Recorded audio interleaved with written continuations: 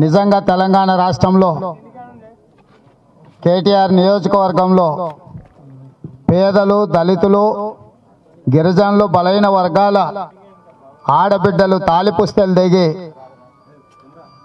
చెట్టంత మనిషి శవమై సమాధుల్లోకి వెళ్ళి శ్మశానాలలో కట్టే కాలుతుంటే వాళ్ళ బాధని రాష్ట్ర ప్రభుత్వం పట్టించుకోలేదంటే ఈ రాష్ట్ర ప్రభుత్వానికి, ఇక్కడ ఎన్నికైన శాసనసభ్యుడికి, మంత్రి అయిన కేటీఆర్కు మనసు లేదన్న సంగతి తెలంగాణ సమాజం అంతా గమనించవలసిన అవసరం ఉన్నది. ఇవాళ ప్రధానంగా ప్రభుత్వం ఈ ప్రాంతంలో ఇసుక క్వారీ కాంట్రాక్టులు చంద్రశేఖరరావు గారు ఆయన బంధువులకే ఇచ్చిండ్రు.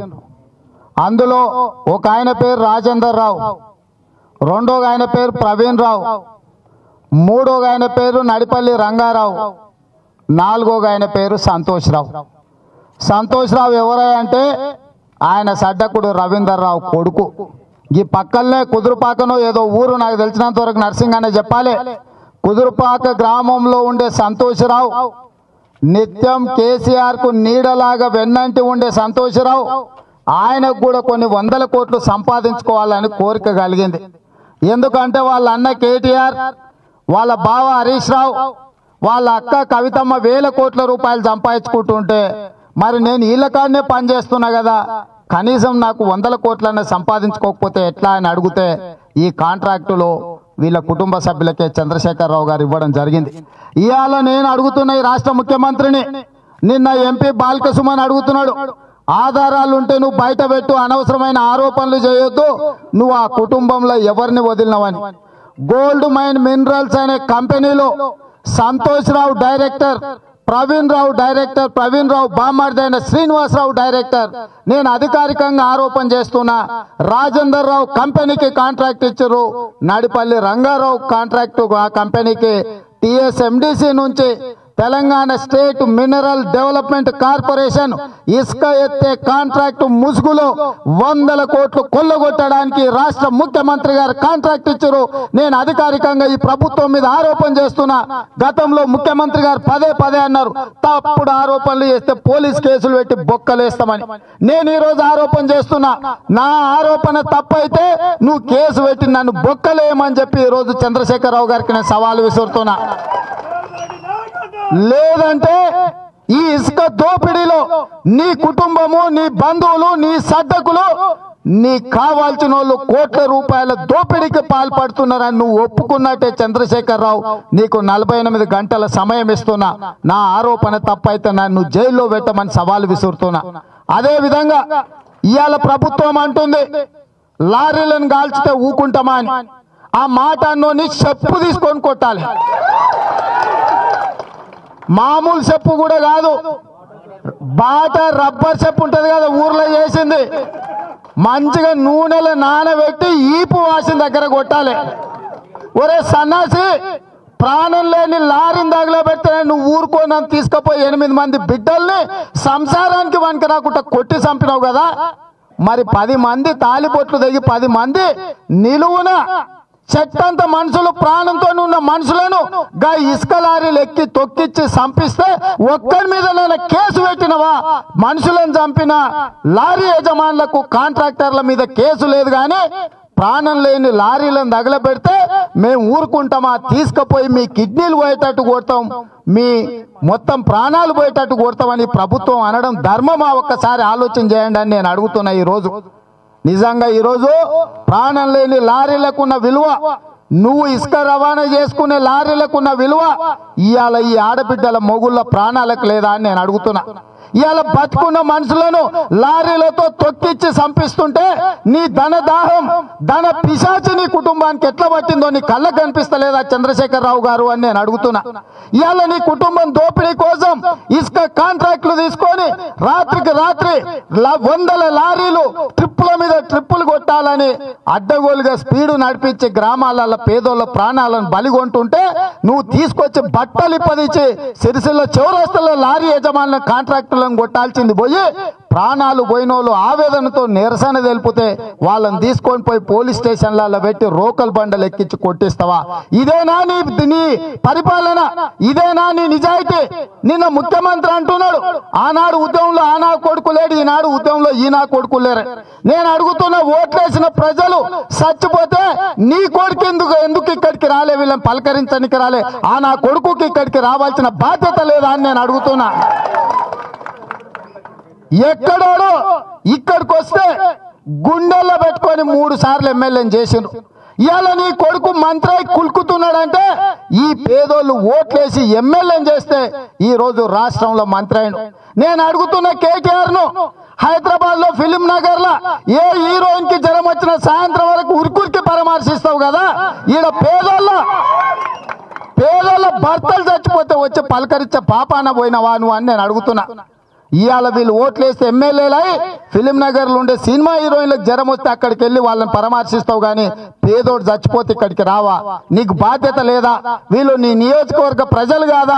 నువ్వు ఈ ప్రాంతం కాకపోయినా ఎక్కడి నుంచో ఇక్కడికి వచ్చినా ఎక్కడోడు అయినా కూడా ఇక్కడ నీకు ఓటేసి ఆదరించి నిన్ను ఎమ్మెల్యేని మంత్రిని చేస్తావంటే ఏదో ఈ ప్రాంతానికి ఎలగబెడతావని నిన్ను నాయకుడిని చేస్తే ఈ రోజు వీళ్ళ కుటుంబాలను తగలబెట్టే పరిస్థితి వచ్చిందంటే ఏ రకమైన పరిపాలన ఈ రాష్ట్రంలో జరుగుతుందో ఒక్కసారి ఆలోచన చేయండి. ఇవాళ కేసీఆర్ వ్యవహార శైలి చూస్తుంటే బుద్ధిమంతుడని సర్ది కడితే బొడ్రాయి కానీ భోజనం చేసేందో చూపించిపోయిందంటే వెనకటికి ఎవడో అట్లున్నది ఇవాళ కేటీఆర్ పరిస్థితి. ఇప్పటికి కూడా తండ్రి కొడుకులు జరిగిన తప్పును సరిదిద్దుకునే ప్రయత్నం చేస్తలేరు, ఉల్టా దబాయించే ప్రయత్నం చేస్తున్నారు. కొడుకుకు ఒకవేళ కండకావరమేమో అట్లా మాట్లాడుతుండ అనుకున్నాం, తండ్రి కూడా నిన్ను వచ్చి అదే మాట మాట్లాడిపోయింది. మన వచ్చి దళితులని బోర్డు నాదే కొడతామని అంటున్నాం. కొట్టేటప్పుడు దళితులని బోర్డు లేదు, కొట్టిన తర్వాత ప్రాణాలు పోయినాక వాళ్ళు దళితులని తెలిసింది కదా.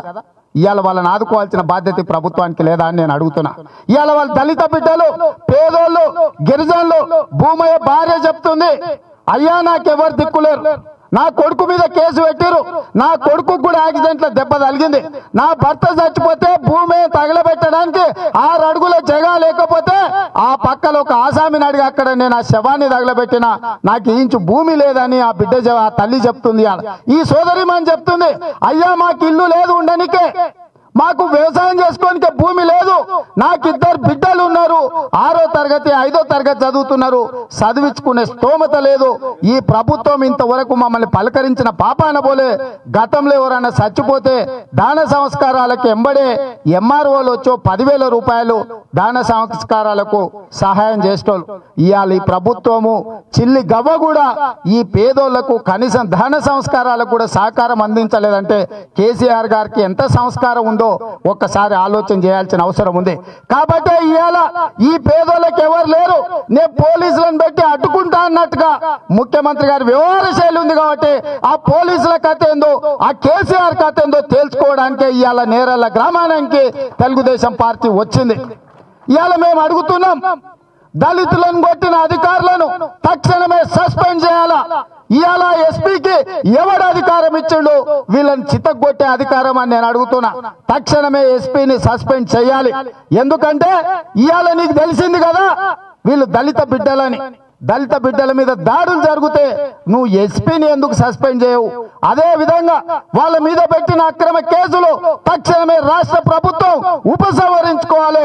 ఇవాళ ప్రభుత్వ తప్పిదాల వల్ల, నీ బంధువుల ధనదాహం వల్ల, ఇసుక దోపిడీ వల్ల ఇవాళ పేదోళ్ళ ప్రాణాలు పోయినాయి.